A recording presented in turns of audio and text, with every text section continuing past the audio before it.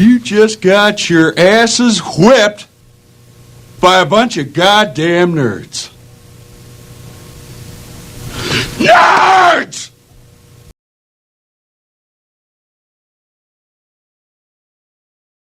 Hey, what's up, everybody? Welcome back to Nerds Pod, yo. I'm Cole, that's Pooba, that's Pete, and we're here to talk about Spider-Man, but the Miles Morales style of Spider-Man, y'all. As we know, 2 years ago, in not Into the Spider-Verse, Across the Spider-Verse came out. In 2018, Into the Spider-Verse came out. And we love this right here. This version of the Spider-Man is by far one of the best differences with changing the whole spectrum of Peter Parker and having Miles Morales. As you guys can tell, I'm rocking my Miles Morales haircut right now, just to let you know how close that character is to me. I'll tell you this. 2 years from now, which is June 2027, they're thinking about releasing Beyond the Spider-Verse. So we're just going to recap real quickly and let you guys know that we are extremely excited. So Pooba, tell me, let's start from the beginning. What did you think about Into the Spider-Verse when it was first introduced to us? The first thing I can tell you that the minute I saw this, it reminded me of when I saw The Matrix, and I kind of saw it for the first time ever. I was wondering how beautifully this looks, how different this looks. Never seen anything like it. From the small dots to and looking at the character when they draw out the character, to the yellow box when he's internalizing what he's thinking, to the jokes that they said, to everything was just wow. I was intrigued. I was amazed. I was looking how they were going to draw Jordans on a Marvel character for the first time, and I loved it. The track with Post Malone was amazing. The Sony headphones that he had on. You know, the funny thing, it was the first Marvel movie that didn't need Easter eggs at all to enjoy this movie. Even though it had Easter eggs, it's not like they pounded the Easter eggs to tell this great story of Spider-Man, right? Regardless how you see Spider-Man, it is a Spider-Man movie with a different Spider-Man called Miles Morales. That's not Peter, how we traditionally known. And no, I the first thing when you Google Miles Morales, you know what the first question that comes up? Is he Mexican? Shout out to my Mexicans. Love you guys. No, we own this one. He's Puerto Rico. Give a shout out to my favorite version of Spider-Man, Miles Morales. Shout out to my son DJ. He reminds me of you. And when I saw this, it was great. It was phenomenal. Great storytelling. If they never did a part 2, it didn't need it. Didn't need it because I think it ended beautifully as well with the way they ended the movie with Gwen. But my God, you know, what they've done just on the first one, I couldn't think they couldn't make it better. In my headspace, it's like, don't ruin this for me. I love this. I love exactly the way it is, that father-son relationship, how strong a Puerto Rican mother could actually be within Al's life, and the implementation of culture. Man, very proud watching this Spider-Man, and I could go on, but then I'd be taking up the whole show, Cole, and I can't do that. Well, Into the Spider-Verse for me was absolutely phenomenal. I love the art and stuff like that. But I will tell you guys that I'm still a Peter Parker fan, just in case you guys are curious. Peter Parker definitely for sure represents me. While, like Pooba says, shout out to DJ and my son and all those across for the next generation. Miles Morales represents us, and it is so dope that we get a character that does represent us, just like White Tiger. But Miles Morales himself is by far a great representation and the fact that he is Spider-Man, I think is so dope. Hey Pete, so tell me, you saw Into the Spider-Verse. I'm pretty sure you was amused. What'd you think about Across the Spider-Verse when they did a sequel? How'd you think about that movie? I always and like Pooba, I'm skeptical when they do when there's a movie that's great and a sequel comes out. You know, you worry that they kind of ruined the legacy of the first one. And I pound the table on this one as far as like The Hangover is concerned. For me, The Hangover should have never got sequels. Step Brothers, uh, Old School, those movies were great and didn't get sequels. Every great movie doesn't need a sequel. You look at Barbie, made $1 billion. There's zero talk of a sequel. I don't want to get off topic, but that's just so when it did come out, you see everything that when they're announcing it, you see that it's Spider-Man 2099, Miguel O'Hara, and it's all the scene where all of those Spider-Men are chasing him. So you kind of want to see what's going on. The Spot is the main villain in this movie, and he's kind of like a D-list character. And wow, what a he got a makeover in this movie because he's just they found a great way to utilize his powers, and and the names is a little silly, and Miles was kind of mocking him at first when they first met in the bodega when he's buying a beef patty while I love fighting that. He while was fighting him. So that's how serious he took him, that he's buying a beef patty at the same time. Spot is trying to take money from the ATM. And Hilarious. why do they call it automatic telling machine if the M stands for machine? That's but again, and I'll go back to what you both guys kind of pointed out was the artwork, the animation style. You see Hobie Brown, it's a completely different style. The Vulture was a completely different style. They went to the and the thing is that the multiverse is kind of failing in the MCU, but they kind of hit it out the park with the multiverse in Across the Spider-Verse. Spider-Verse is their multiverse, but it's a great movie, great cliffhanger, because I completely forgot how long I was sitting there because I was so into the story, and I'm like, oh, whoa, what, just head was spinning because of what was going on at the end. Cliffhanger was amazing. No, I'm glad you brought that up because as of today, Spider-Man Across the Spider-Verse is by far the longest running animation movie out there, about 2 minutes and, excuse me, 2 hours and 20 minutes or so. And so far is holding the record. But like Pete said, and I think Pooba felt the same way, we kind of wanted more. Like, you're in the movie theater for like 2.5 and still just enjoying yourself and everything. Pooba, tell me, in Across the Spider-Verse, for the exception of Miles, who was your favorite other Spider-Man? Oof. So many spiders to choose from. Yes. Okay. Let's do this again one more time. I'm going to say that my favorite Spider-Man is Miguel O'Hara.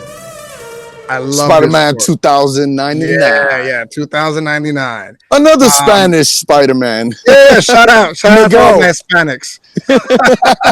If you don't remember, I'm sorry, if you don't remember when Miles first met him, he said, "¿Qué tal?"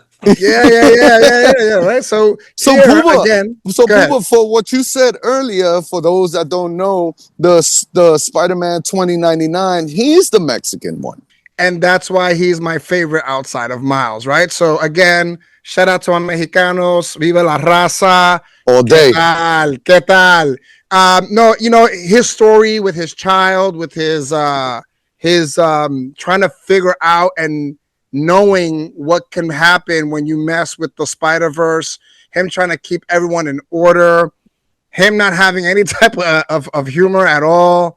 But his character looks so dope. A vampire Spider-Man.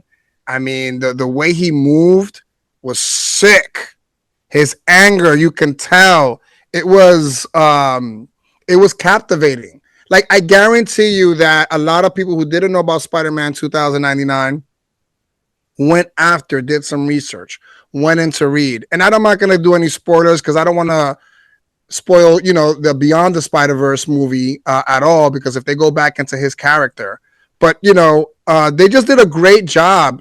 I started off saying what I said about let's do this again, right? And that was a common theme within the first one, the second one, where they would tell each other stories, and it took maybe 30, 40 seconds, and you understood it because you understand what Spider-Man stands for. And to understand his story arc was pretty dope. To see them to see him chase Miles on the train, right? Yeah, so cool. my God. So cool. I mean,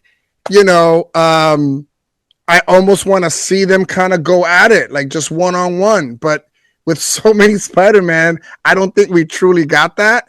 But he is probably the most vicious Spider-Man we've ever seen in a movie, in a Spider-Man movie and things of that nature, right? Because he is Spider-Man. I don't want to deny anything in nature. He is Spider-Man. They all are. So is it Spider-Man or Spider-Mans? I don't know, but I'll try to figure that out. What are your pronouns? And cars. Yeah, exactly. But yeah, I mean, shout out to the dinosaur one because that was pretty funny to see. But yeah, he killed it, man. I got to give him his props. And what was so cool was that for me, how Miguel, Spider-Man 2099, all the other Spider-Mans follow him and kind of like chose him as a leader, which, out of all the Spider-Men, they all have their own identities and stuff. As far as, taking with great power comes great responsibility. But I feel like Miguel has the greatest power to have the greatest responsibility, and that's to maintain the web of the entire Spider-Verse. Pete, I got to run back that question to you. What was, for the exception of Miles Morales, what was your other favorite Spider-Man? I'm with Pooba on the Miguel O'Hara, but because to me that's easy. Like he said, he looks cool in the Spider-Man games on PlayStation. When you can switch up your outfit, you definitely put that one on. Now, the one that I've never put on is Spider-Punk, but I loved Spider. Hobie Brown in the movie stole the show for me. He wasn't there for a long time, but when he was there, he stole the show for me. He was great. And again, let's give credit to Oscar Isaac for playing Miguel O'Hara. And I know I can't pronounce his name. I can't pronounce his last name, but it's Daniel, and he's from Get Out. The guy who played Chris in Get Out. He was Hobie Brown.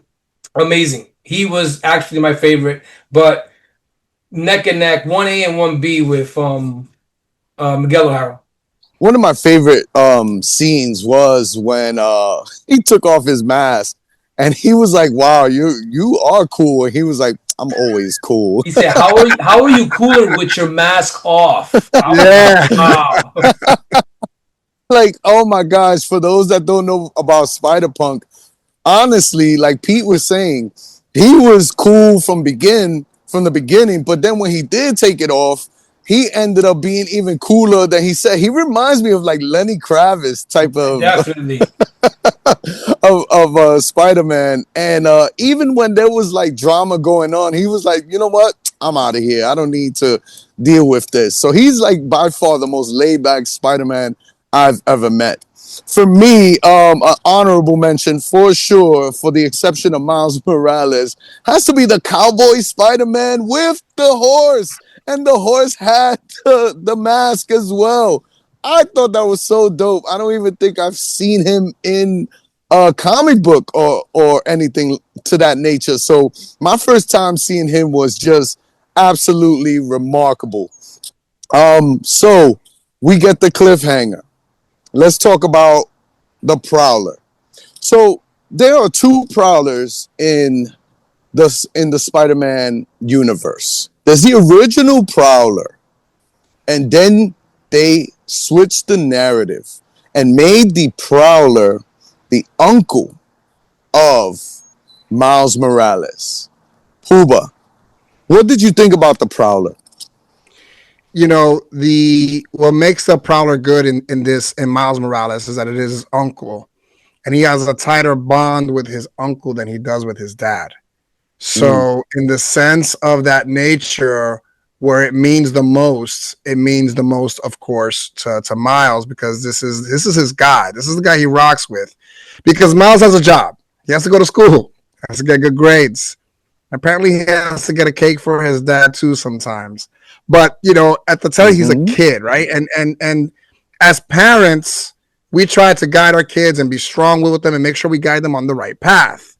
Well, of course, there was a breakup between the father and his brother, Miles's uncle, and you know to think that Miles is supposed to be the Prowler because there's no Spider-Man in that universe. Mm. The twist between the two is pretty amazing and parallel.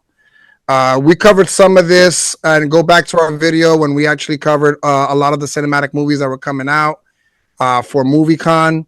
But the relationship between an uncle is sometimes super uber special. Whether it's an uncle, whether it's a friend of a friend that they call uncle. I have multiple friends that their kids call me uncle. It's special. You spoil the kids. You don't. There's no responsibilities at all, right? So the relation between his uncle and him is so tight. The heartbreak that he finds out that his uncle is the Prowler, the bigger heartbreak for the uncle when he finds out that Spider-Man is Miles. Mm. Stops him, right? So, Good point. um, and then the kingpin behind, of course, his uncle's death.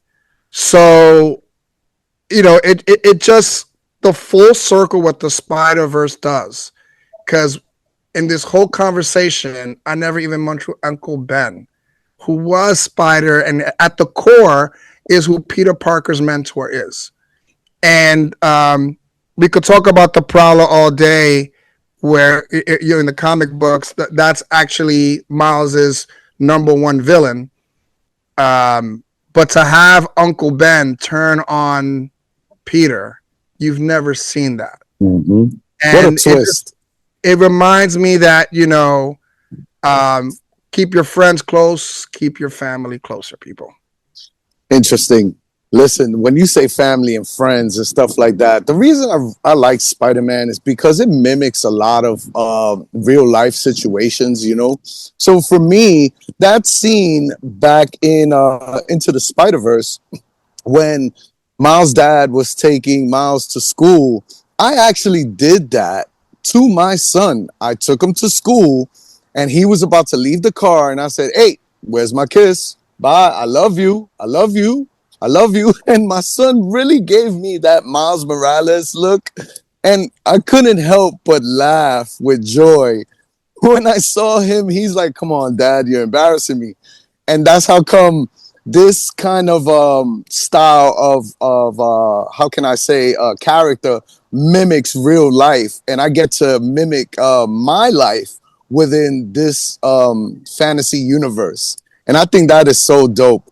Pete, I have to ask you because I think one of the dopest characters in here is Gwen, which is involved a lot within this story, right? From what I understand, she would wear the ballerina shoes, but then they kind of switched it with the Converse. I thought that was pretty dope. But Pete, give me your overall thoughts about Gwen in this timeline. She, like you said, she is super cool. The way she first introduced herself when they were being chased by Doc Ock in the first movie, and she's a major player in this. It seems like in this trilogy because, as you can see in the at the cliffhanger after they're setting up the next movie, she's kind of gathering the troops to go find Miles. So she's pretty dope. And again, um, props to the actress who's playing her because again, I think a lot of the actors that are playing these characters are really owning them, owning these characters that they're playing in these movies, and that makes the experience even better. Um, the, um, I'll give you another example. In Manhattan, the Indian Spider-Man. That's Mm. dope. That's Dopinder from Deadpool. Ah, cool. That's Dopinder from Deadpool. I So love the way he uses the bracelets. yes, So dope. So exactly. dope. Seeing different Gwen is just a different take on a spider person that we've seen. Like, look, you see that she lost her friend who was Peter Parker in her universe, which to Mm. me, that's just every time it's switched up, every twist to every person's backstory to me just makes this movie more interesting. And I was skeptical when it first came out, Into the Spider-Verse first came out, because I was like, this is Sony just putting something else out to try to keep the rights from Marvel. Because if they don't put out movies in a certain amount of time, the movie rights will revert back to Marvel. But this was anything but. This was a home run. The first two were home runs, and we finally got news. And even though it's going to be a wait, I think it's best that we do get a long wait so they can get it right the same way they got the second one right. Get the third one right. Get your trilogy, and it could go down as one of the best trilogies we've seen if they get it right. Good point, man. Listen, I love the way out of all the Spider-Men, Gwen, I love the way she swings. She just glides through the air when she's swinging. I think it's so cool. The way she moves around. She rocks the hoodie as well. You know, Gwen, like you said, Pete, she does play a major part. Listen, like I was saying prior, it mimics a lot of real life, right? And my favorite part is that how they emphasize that everyone needs to lose someone. Pete, just like you said, Gwen lost Peter. That scene when they were in India and, you know, Miles was trying to do the right thing, which I understand, but he has to lose his dad, and we all have to lose someone. I lost my mom at a very young age, and that really attached me to the character Spider-Man itself. Listen, as you can see, we are all extremely excited. We know Sony pushed it back, but we're hoping that they do it correct, end it in a bang, because right now these two stories have been absolutely wonderful. We want to thank you guys for coming through and checking this out. I hope you guys are just as excited for June 2027, where we'll see the finale of Spider-Man Beyond the Spider-Verse. That's Pete. That's Pooba. I'm Cole. Like, subscribe, give us a comment. Tell us who was your favorite, for the exception of Miles Morales. Your favorite Spider-Man. Love you guys, and we see you guys real soon, man. Shout out to Renzi and Chris for fixing my AC. I gotta give them a shout out. We will return.